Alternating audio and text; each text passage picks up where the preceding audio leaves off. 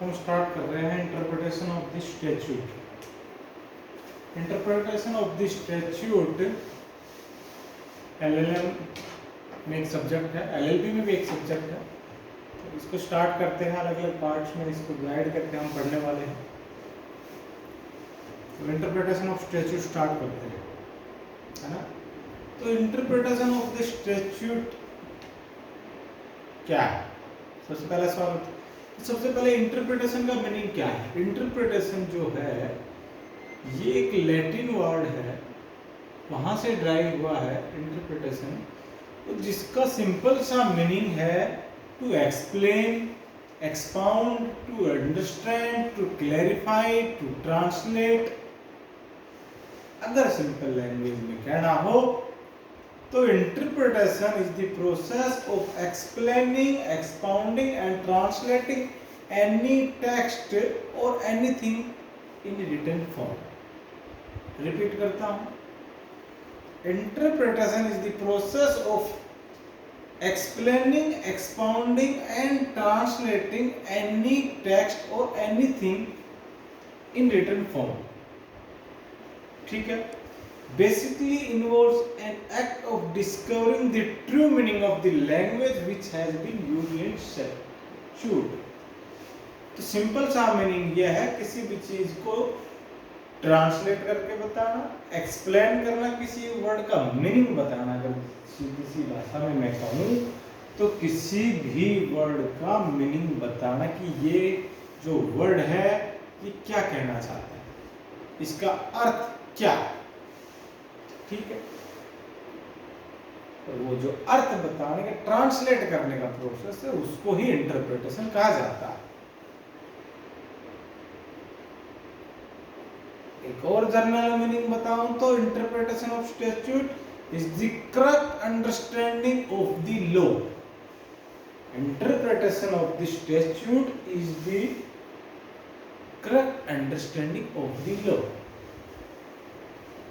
This process is commonly adopted by the court for determining the exact intention of the legislature।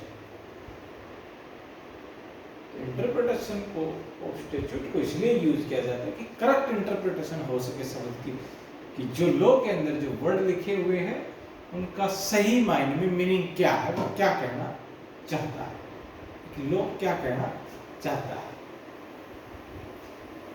Object उसका यही है कि बस उसको सिर्फ पढ़ा ना जाए, उसको इस तरीके से पढ़ा जाए कि उसका जो मीनिंग जो है, मीनिंगफुल मैनर में जो उसका ऑब्जेक्ट है वो क्लियर हो रहा हो, वो फुलफिल हो रहा हो। ठीक है। या कह दूं determine what is the exact intention of the legislature, ये भी गलत नहीं होगा कि जो वर्ड है उस का इंटरप्रिटेशन से ये पता चल जाए कि जो इंटेंशन क्या है लेजिस्लेचर की, ये वर्ड क्यों डाला गया, क्या कहने की कोशिश कर रहा है। वेरियस डेफिनेशंस हैं इंटरप्रिटेशन ऑफ स्टैट्यूट की, सॉल्मन की है, रोस्को की है, बहुत से ज्यूरिस्ट हैं जिन्होंने अलग अलग डेफिनेशन दी है, वो बुक से मिल जाए। जनरल मीनिंग मैंने बता दिया।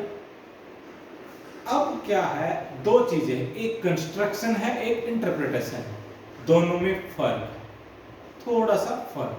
कंस्ट्रक्शन क्या है? Construction is a process of drawing the conclusion of the subject which are beyond the direct expression of the text known as legal exposition. मतलब बहुत सारे लीगल फैक्ट्स रख दिए जाते हैं, उन सभी को देख के एक कंक्लूजन निकालना होता है। This is the construction. Interpretation ऐसा नहीं, इंटरप्रिटेशन में एग्जैक्ट मीनिंग निकालना है, ये नहीं कि कंक्लूजन नहीं निकाला हुआ। तो यहाँ कंक्लूजन कंस्ट्रक्शन में, इंटरप्रिटेशन में कंक्लूजन नहीं निकाला, वहां पे एग्जैक्ट मीनिंग निकालना है। There are certain of facts pending before the court and construction is the application of the conclusion of the fact. अब डिफरेंस मैंने बता दिया, मेन जो डिफरेंस है वो बता दिया है आपको। ये interpretation refer the linguistic meaning of the legal text or construction determine the legal effect of the word and written text of the statute. It refers the drawing the conclusion from the written text which are beyond the out expression of the legal text. Conclusion क्या है? अब classification of the statute कितने प्रकार के होते हैं? Consolidating statute, declaratory, remedial, penal, disabling, enabling, taxing, explanatory. अब थोड़ा थोड़ा मैं इनको बता देता हूँ। Consolidating statute covers and combine all the law on a particular subject at one place। जितने भी एक जगह के जितने भी लॉ है उन सभी को कवर ये करता है, ठीक है। जैसे कि आईपीसी, सीआरपीसी, ठीक है। डिक्लेरेटिव स्टैट्यूट, कुछ भी चीज डिक्लेयर कर दी गई, ठीक है। किसी भी लॉ में डाउट हो उसको डिक्लेयर करके बता देगा कि ये इस पे ये चीज अप्लाई होगी या ये चीज। रेमेडिकल, कोई भी ऐसे एक्ट जो रेमेडी नेचर के हैं, जैसे कि maternity benefit act, workman compensation act, remedial हो गया। डिसेबलिंग, ये एनेबलिंग के अपोजिट होगा, किसी चीज को एनेबल कर देना, लागू कर देना, किसी चीज को रोक देना, रिस्ट्रिक्ट कर देना, डिसेबलिंग। पेनल स्टैट्यूट, जिसमें पनिशमेंट हो, ऑफेंस को डिफाइन किया गया हो, जैसे कि आईपीसी।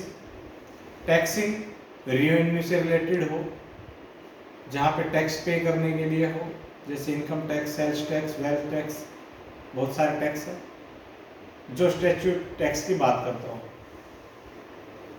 एक्सप्लेनेटरी, जो लॉ को एक्सप्लेन करता हो, ठीक है, एक्सप्लेन दी लॉ।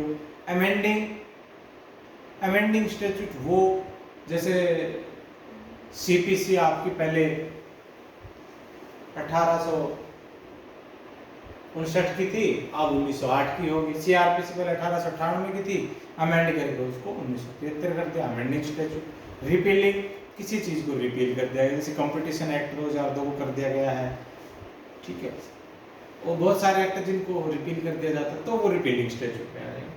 अब रूल ऑफ इंटरप्रिटेशन आते हैं, तो रूल ऑफ इंटरप्रिटेशन है, पहला ही है कि लिटरल और grammatical rule. Grammatical rule, grammar के अकॉर्डिंग आपको कुछ नहीं देखना, आपको सिर्फ देखना है वर्ड का ग्रामर के अकॉर्डिंग उस वर्ड का क्या मीनिंग निकल रहा है, आपको सिर्फ इतना देखना है, उससे ज्यादा आपको कुछ नहीं देखना है कि what express through the words के थ्रू क्या एक्सप्रेस किया जा रहा है, उसका क्या मीनिंग निकल के आ रहा है ना, ग्रामर के अकॉर्डिंग।